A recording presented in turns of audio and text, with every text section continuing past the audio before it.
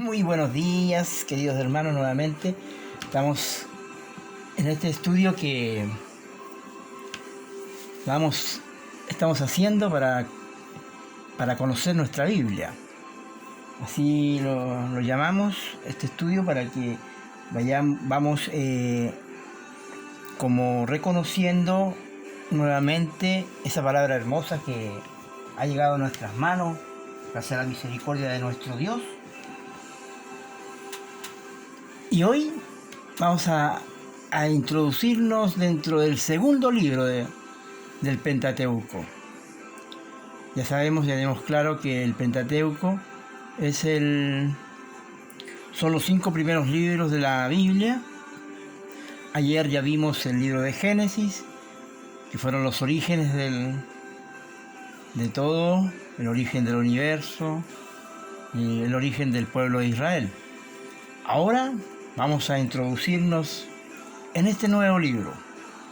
Y como siempre, vamos primeramente a buscar el significado del nombre de este libro. El nombre que está dentro de nuestra Biblia, que es Éxodo, ¿cierto? Bueno, Éxodo es una palabra de origen griego, ¿ya? Encontramos el origen etimológico del término éxodo que ahora nos ocupa. Exactamente procede de la palabra exodus, que es fruto de la unión de dos componentes claramente delimitados, del prefijo ex, que puede traducirse del griego al español como hacia afuera, y el sustantivo odos, que es sinónimo de camino. Tradicionalmente este libro se dice que lo escribió Moisés, ¿ya? Bueno, y también la palabra éxodo es también traducida como salida, ¿ya? Entonces, ahora vamos a hacer un repaso sobre todo lo que es Éxodo, para que más o menos vamos a hacer una introducción al título, ¿ya? Bueno, dice: este libro toma su nombre del hecho que constituye el hilo conductor de todo el relato: la salida de Egipto de los israelitas y los años que vivieron en el desierto antes de llegar a Canaán, la tierra prometida. En efecto, lo mismo el vocablo griego éxodo, utilizado por la versión Septuaginta, que su equivalente castellano se define propiamente como salida. A su vez, la Biblia hebrea, ¿cierto?, titula el libro con una de sus palabras iniciales, Shemot. Ahí estamos escrito ahí, que significa nombres, ¿ya? En nuestra Biblia, nosotros la tenemos como, el segundo libro lo tenemos como Éxodo, ¿cierto? Y en la Biblia hebrea, el mismo libro empieza con la primera palabra. Y la primera palabra es Shemot, que significa nombres, ¿ya?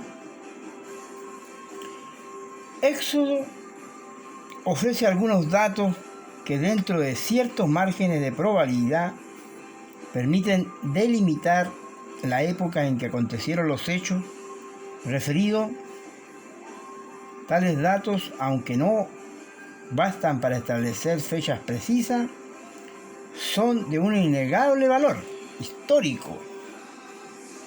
Por ejemplo, En el capítulo 1, versículo 11, revela que los israelitas residentes en Egipto durante 430 años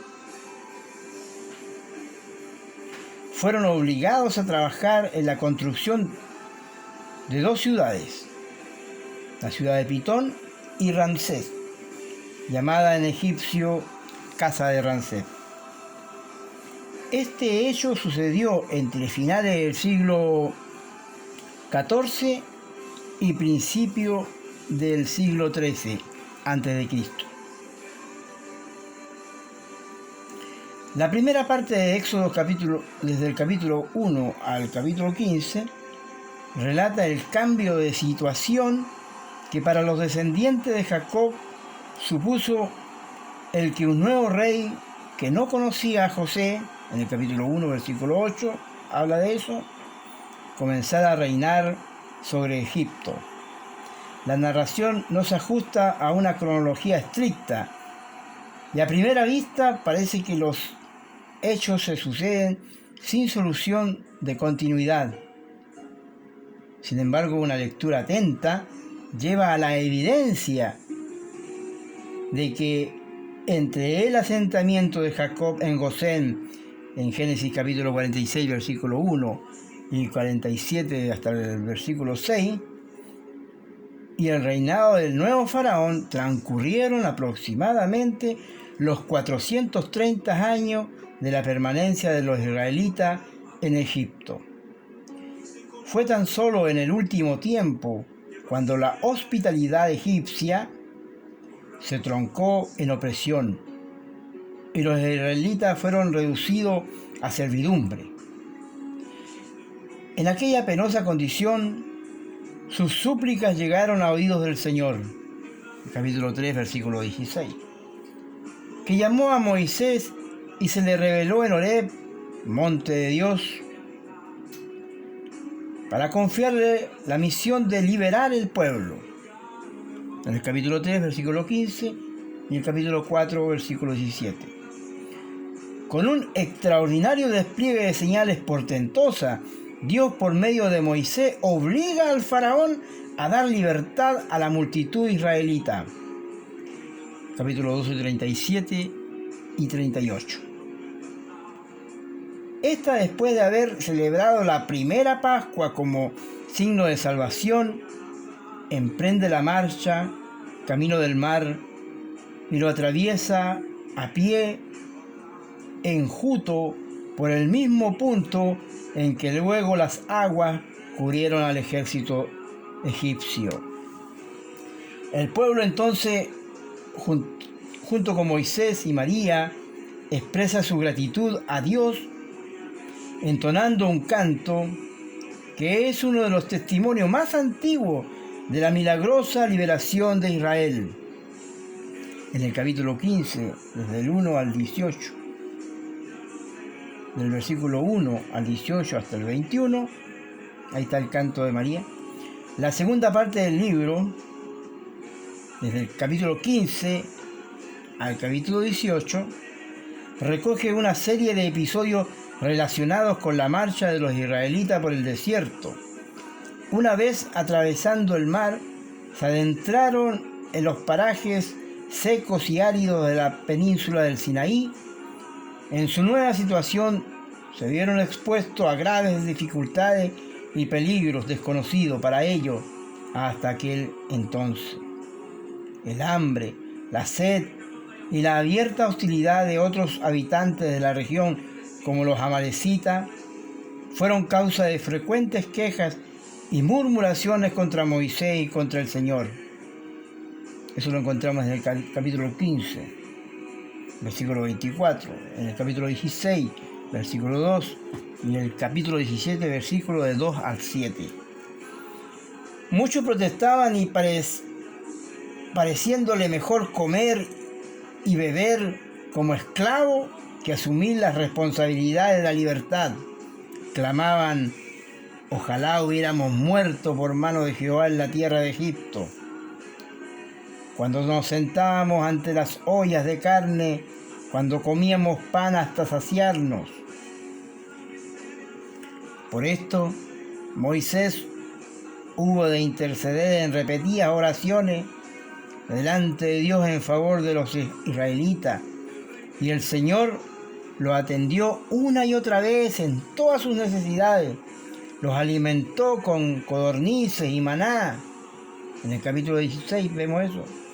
Hizo brotar agua de la roca para que calmaran su sed. Capítulo 17, del 1 al 7. Y los libró de los enemigos que lo acosaban. Capítulo 17, del 8 al 16. La marcha por el desierto de Sinaí tenía como objetivo final el país de Canaán. Allí estaba la tierra prometida, descrita como una tierra que fluye leche y miel.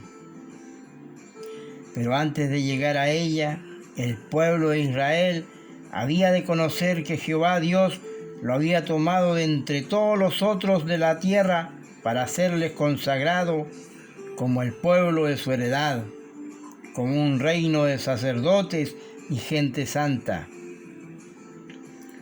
El monte Sinaí fue el escenario escogido por Dios para establecer su pacto con Israel y constituirlo en su propiedad particular. Ese pacto significaba, pues, un compromiso para el pueblo, que quedaba obligado a vivir en santidad.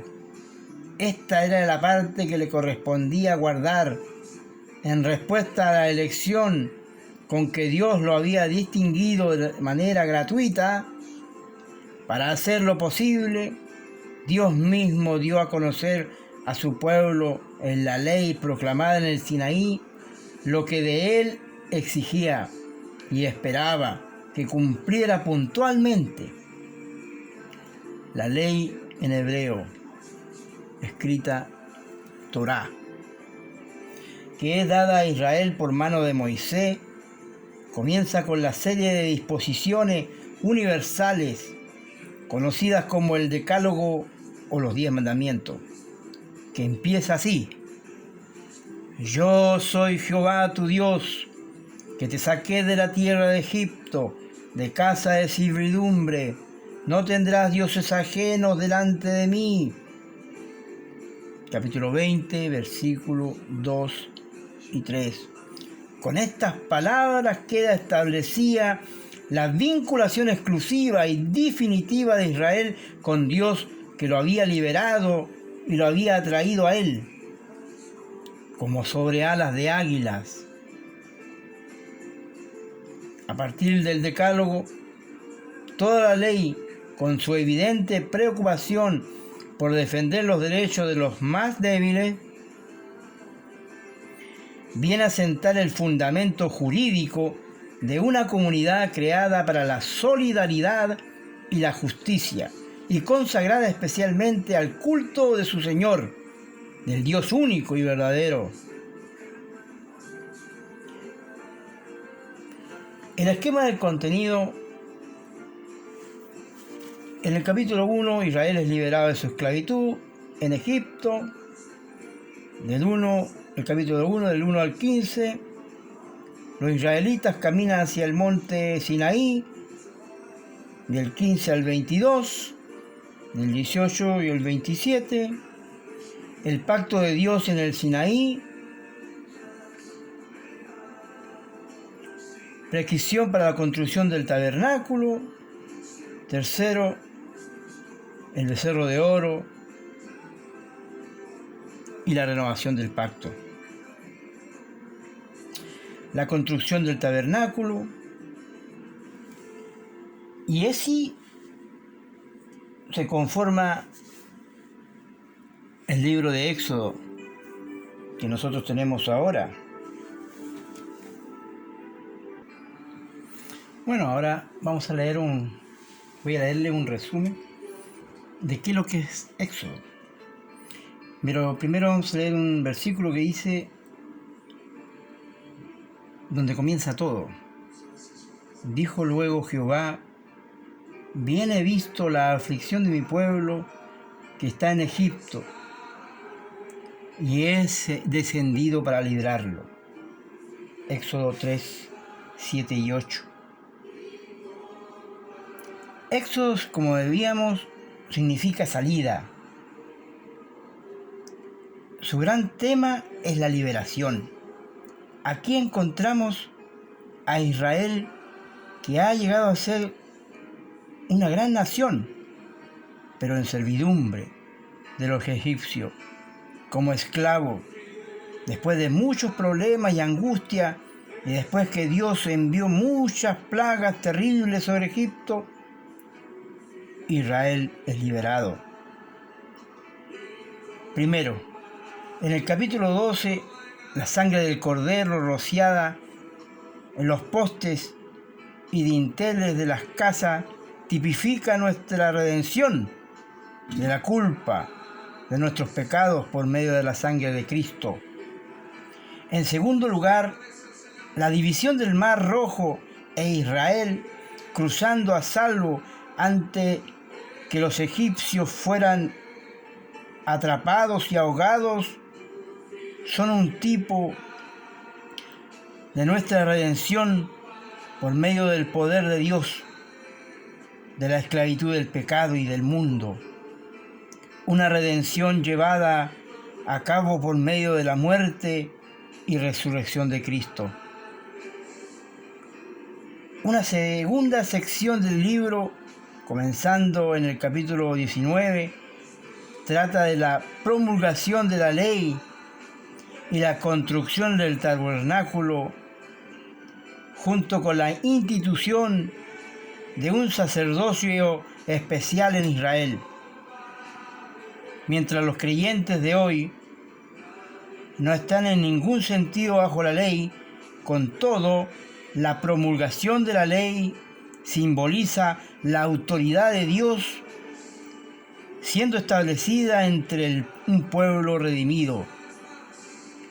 El sumo sacerdote es un tipo de Cristo, unido con la familia de sacerdotes, quienes tipifican a todos los santos de ahora, la Iglesia de Dios, creyentes, sacerdotes, que adoran a Dios por medio del Espíritu, más bien que en forma carnal. Pero el servicio del tabernáculo también ilustra de manera hermosa la gracia por medio de la cual Dios se ocupa continuamente de su pueblo, deleitándose en tenerlos cerca de Él, sobre la base del sacrificio de Cristo. Qué hermoso, hermano, tener esta mirada y atraerlo a nuestros días de lo que significa ese tránsito que nosotros hacemos desde el mundo a la nueva vida en Cristo. Por eso yo, hermano, los insto a ustedes a leer, a conocer esta palabra hermosa. Vamos viendo que cada día que vamos conociendo un poquito más de la palabra del Señor, nosotros entendemos que desde el Génesis hasta el Apocalipsis, todo está en una perfecta conexión para que nosotros tengamos el conocimiento de qué es lo que hizo Dios por nosotros, que desde el principio Él siempre ha querido el bien para cada uno de nosotros como cristianos, como seres humanos. Todo esto se envuelve en el amor de Dios. Por eso es lindo conocer esta palabra, ir introduciéndose dentro de esta Biblia que nosotros tenemos en nuestras manos. Los invito, hermano, a que nosotros podamos escudriñarla. Estos son como repasos generales, pero yo los invito a ustedes a introducirse dentro de la Biblia. Y como he dicho en todos los videos, si usted tiene alguna pregunta, algo que quiera conocer más, hágala la pregunta y yo buscaré la respuesta para poder dar una respuesta lo más clara posible para que usted tenga claridad en el conocimiento que el Señor quiere que nosotros tengamos. Así que, hermano, le doy gracias a Dios por esta oportunidad de que estudiemos juntos esta palabra del Señor, que es muy hermosa. Y como les decía recién, los invito a escudriñarla.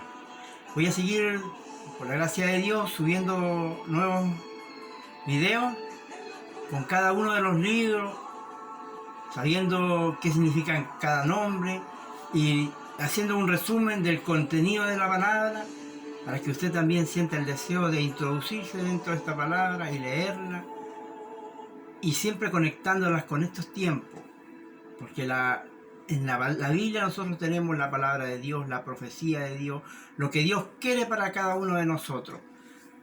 Yo quiero darle la gloria y la honra al Señor por esta oportunidad de poder servir de esta manera a cada uno de ustedes, mis queridos hermanos de la iglesia de Baquedano, y de los que quieran escuchar esta palabra.